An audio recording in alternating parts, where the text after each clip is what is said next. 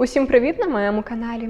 Герой цього відео надзвичайно яскравий у своїх сюжетах та життєвому шляху Френсіс Бекон. Ще за життя він встиг стати знаменитістю, а його роботи йдуть з молотка за десятки і сотні мільйонів доларів. Темпераментні коханці-чоловіки, крадіжки, тони алкоголю, азартні ігри у поєднанні із надзвичайно глибокою натурою художника допомогли йому сформувати унікальну манеру письма. Закликаю вас обов'язково дивитися це відео до кінця, а прямо зараз можете підтримати мою працю вашими прекрасними вподобайками та підпискою на канал, якщо ви ще цього не встигли зробити. А також я буду вдячна, якщо ви поширюватимете мій контент серед ваших рідних, друзів, знайомих, щоб вони також могли в такий досить складний час піднімати собі настрій за переглядом цікавого, пізнавального, мистецького контенту. Дякую вам за розуміння і бажаю приємного перегляду. Френсіс Бекон народився 28 жовтня 1909 року в Дубліні, Ірландія. Батько художника, колишній військовий, мати спадкоємиця сталеливарного бізнесу та вугільної шахти в Шеффілді. Едвард Бекон був дуже строгим. Він володів великою стайною і був справжнім домашнім тираном. А хворого на астму Френсіса він змушував доглядати за кіньми і їздити верхи, незважаючи на те, що поруч із кіньми і собаками хлопчик задихався. Кашель Френсіса, його млявість, скромність дуже дратували батька. Їх стосунки ще більше ускладнилися, коли Едвард застав сина перед дзеркалом, як той міряв одяг своєї мами. До речі, із нею у художника теж були натягнуті стосунки. У жінки було 5 дітей, якими більше опікувалася няня, яка була поруч і підтримувала дорослого Френсіса до останніх її днів. Із часом гомосексуальні вподобання Френсіса Бекона набирали обертів. Із цієї причини 1926 року Едвард вигнав сина із дому. Варто також нагадати, що до 1967 року на території Великобританії гомосексуалізм вважався кримінальним злочином. Як ви вже зрозуміли, стосунки між батьком та сином були, м'яко кажучи, досить складними. Але, як потім розповідатиме пізніше Френсіс Бекон, це не заважало йому відчувати статевий потяг до свого батька. Далі художник вирушив до Лондона, де жив на 3 фунти стерлінгів на тиждень із трастового фонду своєї матері.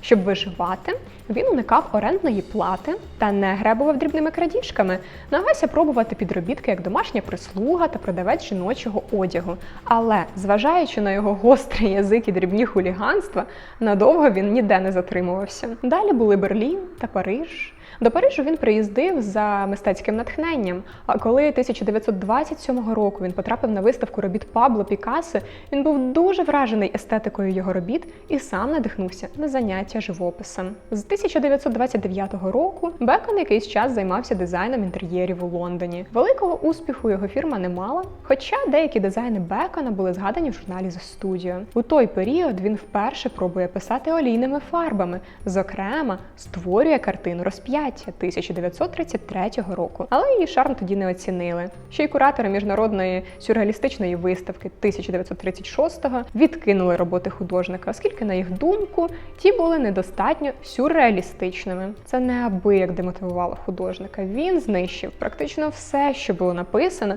і деякий час не торкався полотна. Під час Другої світової війни, непридатний для активної військової служби через слабке здоров'я, Бекон добровільно пішов до цивільної оборони та працював повний робочий день у рятувальній службі захисту від повітряних нальотів. Втім, під впливом дрібного пилу розбомбленого Лондона стан астми погіршився і його звільнили. Френсіс Бекон якось зізнався, що його творча кар'єра затрималася тому, що він надто довго шукав тему, яка могла б його зацікавити. І от до 1944 року він нарешті набрався впевненості і почав розвивати свій унікальний творчий стиль. Справа зрушила з мертвої точки із триптихом «3 етюди для фігур біля основи розп'яття».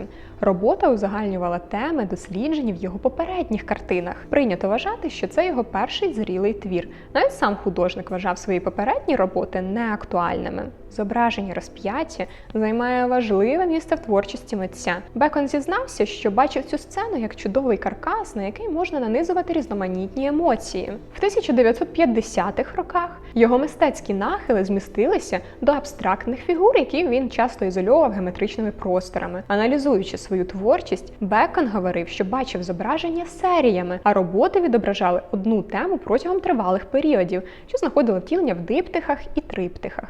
Втім, також варто взяти до уваги і те, що він мав тенденцію залишати написання полотен на останній момент, а диптихи і триптихи могли дещо допомагати і спрощувати його задачі. Наприклад, зберігати час на генерацію нових ідей. 1963 року у Бекона в пабі трапилася знакова зустріч із Джорджем Дайером. Їх стосунки тривали 8 років. Особисте життя Френсіса Бекона було наповнене різноманітними, контрастними емоціями. Коханець Френсіса був не надто розумним, постійно встрявав в якісь неприємні ситуації, не ладнав із законом, зловживав героїном. Але Бекона це ніяк не турбувало. Він бачив у хлопці прекрасного, молодого чоловіка, який був натхненням для його полотен.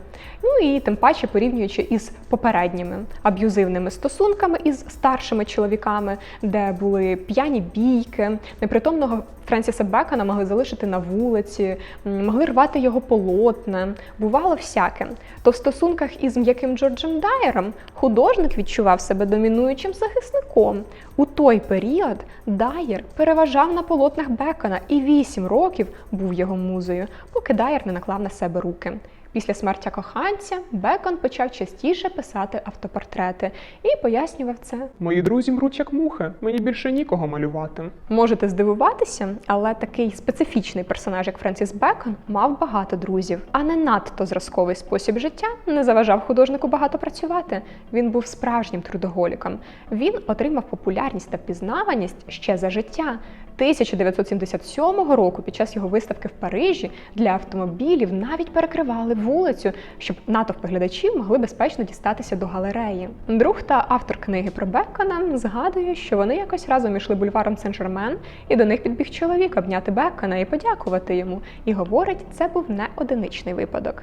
Протягом усього життя Бекон зловживав алкоголем. 1989-го йому навіть видалили нирку, але той продовжив вживати алкоголь. Він коментував це оптимістично. Коли ти п'єш із 15 років, треба радіти з того, що в тебе залишилася хоча б одна нирка. Завдяки алкоголю він познайомився із Джоном Едвардсом, наступним коханням митця, барменом із Сохо. Джон вів його фінансові справи, в міру можливостей дбав про його здоров'я та був поруч із художником до останніх його днів 1992 року. А потім, згідно з заповітом, успадкував маєток Бекона, який на той час оцінювався в 11 мільйонів фунтів стерлінгів. Розглядаючи роботи Бекона, навряд чи можна зробити такий висновок, проте він залишався невиправним оптимістом до останніх його днів. Коли художника докоряли в зайвій драматизації, він відповідав: Неможливо бути жахливішим, ніж сама дійсність. Все найстрашніше люди уже створили, а я лише нагадую про це. Він не мав академічної освіти, проте це не завадило йому іще за життя стати найдорожчим художником, а деякі його полотна входять до списку найдорожчих предметів мистецтва світу.